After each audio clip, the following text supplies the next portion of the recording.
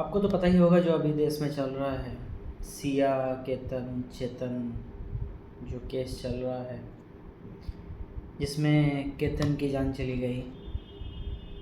मैं उस डिटेल्स में जाना नहीं चाहूँगा क्योंकि हम सबको स्टोरी पता है ऑलरेडी, और जिनको नहीं पता है मैं लिंक डिस्क्रिप्शन में डाल दूँगा। मैं इस बारे में कुछ बात करना चाहता हूँ and that is very serious.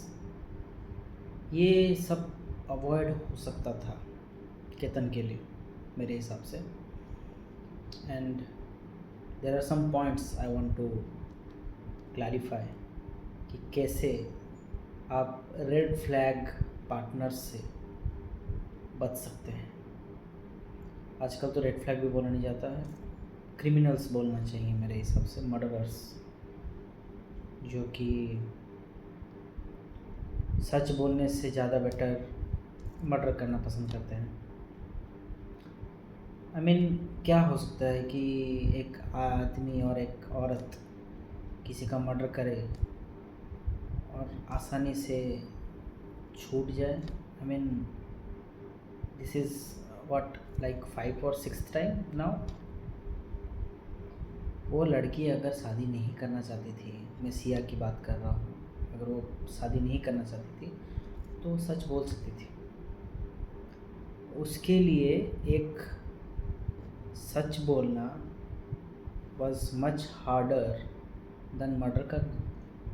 Is it so easy to murder someone? मतलब ये लोग कुछ कॉन्सिक्वेंस समझते नहीं कि क्या होने वाला है आगे, हाउ, आई मीन छोड़ो, ओके। तो हम लोग उस डिटेल्स में जाएंगे नहीं, हम मैं इस बारे में बस इतना ही बात करना चाहता हूँ कि हम लोग कैसे प्रिकॉशंस ले सकते हैं to avoid such partners, to avoid choosing such partners. कुछ पॉइंट्स में पहला पॉइंट बोलना चाहता हूँ, बैकग्राउंड वेरिफिकेशन। बैकग्राउंड वेरिफिकेशन बहुत मच नीडेड है आज के ज़माने में। I know it will sound very much like investigation, but जिस हालात से, जिस हिसाब से मर्डर्स हो रहे हैं, background verification is a must. आप प्राइवेट इन्वेस्टिगेटर रखिए या खुद इन्वेस्टिगेट कीजिए, क्योंकि आपका लाइफ है ये। Your life is more important to you, to your parents, to your love ones. तो ये बहुत ज़रूरी हो जाता है कि आप जब एक पार्टनर चूज़ कर रहे हैं जिसके साथ आप 30 साल रहने वाले हैं, 30-40 ईयर्स, तो इट्स बेटर कि आप उसका बैकग्राउंड चेक करें, उनका अपब्रिंगिंग क्या हुआ है, उनका चाइल्डहुड कैसा था, वो किस लोकेशन से आ रहे हैं, किस बैकग्राउंड से आ रहे हैं, उनके पेरेंट्स कैसे हैं, वो सब कुछ जानना बहुत इम्पोर्टेंट हो जाता है। Because A persons past will decide his or her future decisions, his future behaviors, because we are all living in a pattern. दूसरा चीज़ मैं बोलना चाहता हूँ जो कि जानने के लिए, एक रेड फ्लैग को जानने के लिए बहुत इम्पोर्टेंट है, वो है manipulations and behaviours. There will be certain kind of emotional detachment with them. For example, आपको ये सब नोट करना पड़ेगा कि वो बाकियों के साथ कैसे बात कर रहा है या कर रही है, उनका बिहेवियर कैसा है, उनसे जो नीचे में काम कर रहे हैं उनसे बिहेवियर कैसा है। उसके लिए आपको उनके साथ रहना पड़ेगा, उनके साथ टाइम स्पेंड करना पड़ेगा। और हम लोग इतने जल्दी में हैं इंस्टाग्राम रील्स के ज़माने में कि आज जो चटमंगनी पटबिहा, ये और नहीं हो सकता, ये नहीं करना चाहिए। सही पार्टनर को जानने के लिए उनके साथ टाइम स्पेंड करना बहुत ज़रूरी है, और टाइम स्पेंड करने के लिए उनके साथ रहना बहुत ज़रूरी है। रहना इन द सेंस मैं लिविंग की बात कर रहा हूँ। आपको लग रहा होगा कि ये जो सजेशन है ये बहुत ऑकवर्ड है फॉर इंडियंस, फॉर अस, लेकिन सच बात यही है कि एक पार्टनर या एक फ्रेंड को साथ में ट्रैवल करो या जितना घूमो फिरो, मस्ती मज़ाक करो, हमेशा हमारे मन में एक मुखौटा होके रहता है। हर एक इंसान का एक मुखौटा रहता है, बाहर एक पर्सनालिटी, अंदर एक कैरेक्टर, जो कि हमेशा वो मास्क पहन के रहते हैं। इस मास्क को उतारने के लिए, उनके सच्चाई को जानने के लिए अंदर का, हमको उनके साथ 24 घंटा रहना बहुत ज़रूरी है। आप ये सोच रहे हो कि नहीं मैं लिव इन के बारे में सजेस्ट कर रहा हूँ, तो what about having physical intimacy, what about sex? I know वो कंसिडर करना पड़ेगा आपको। आप चाहे तो अलग रूम में रह सकते हैं, लेकिन मैं बोल रहा हूँ कि सेम बिल्डिंग में रहने के लिए एक साथ रहना बहुत ज़रूरी है। बिकॉज़ 24 घंटा जब आप एक इंसान के साथ रहोगे, वो मुखौटा पहन के नहीं रह सकते। आपको उनके बारे में सच्चाई पता चलेगी, आपको उनके बारे में पॉजिटिव नेगेटिव बहुत सारी चीज़ें पता चलेगी। तीसरा चीज़ जो है, आप उनके साथ ट्रैवल कर सकते हैं।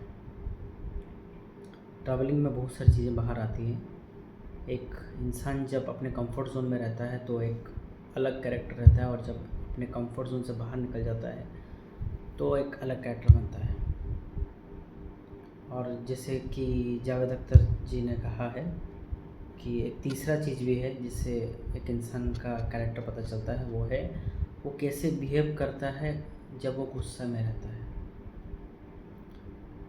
तब आप उनको ऑब्ज़र्व करिए, और इतना तो पता चल जाएगा आपको कि आपका फ्यूचर क्या होने वाला है। क्योंकि जो इंसान छोटे छोटे बात पे गुस्सा हो जाता है या रिएक्ट कर देता है, रिस्पॉन्ड नहीं करता, रिएक्ट कर देता है,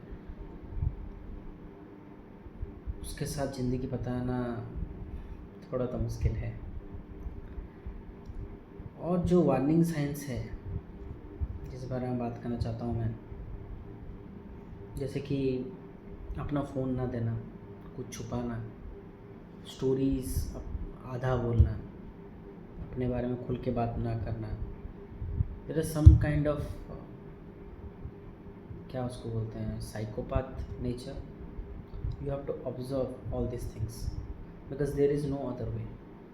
मैं एक स्टोरी बोलना चाहता हूँ। रिसेंटली मेरे एक दोस्त, उसकी शादी होने वाली है, वो शादी करने का प्लान कर रहा है, एंड मैं उसको एक ही चीज़ सजेस्ट कर रहा था पार्टनर खोजने से पहले।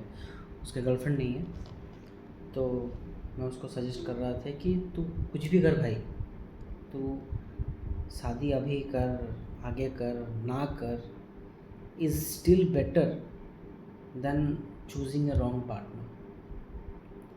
तो आप शादी लेट करिए, आप 5 साल, 10 साल, आप 40 साल, 50 साल में शादी करिए, 60 साल में शादी करिए, इट्स नॉट एन इशू। लेकिन एक बार अगर आपने पार्टनर गलत चूज़ कर दिया तो वो ज़िंदगी भर के लिए आप रिग्रेट फील करेंगे।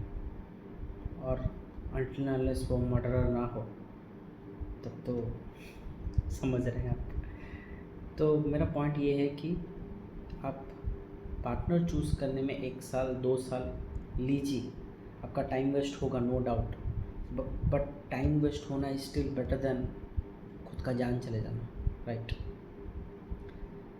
एंड लास्टली मैं पेरेंट्स को बोलना चाहूँगा कि इसमें पेरेंट्स की भी गलती है, इनफैक्ट सोसाइटी की भी गलती है। कैसे, मैं बताता हूँ। सोसाइटी से जो एक्सपेक्टेशंस हैं पार्टनर को लेकर, शादी को लेकर, वी हैव अनरियलिस्टिक एक्सपेक्टेशंस।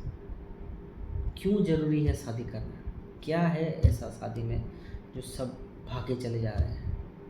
मैं खुद शादीशुदा हूँ, लेकिन पॉइंट ये है मेरा कि अगर आप खुश नहीं है, आप अपने मर्ज़ी से अपना पार्टनर चूज़ नहीं कर रहे हैं, then what is the point of being married? Marriage is just a documentation, कुछ नहीं है उसमें। मेंटली आपको चूज़ करना पड़ेगा उस पार्टनर को फॉर द लाइफ टाइम।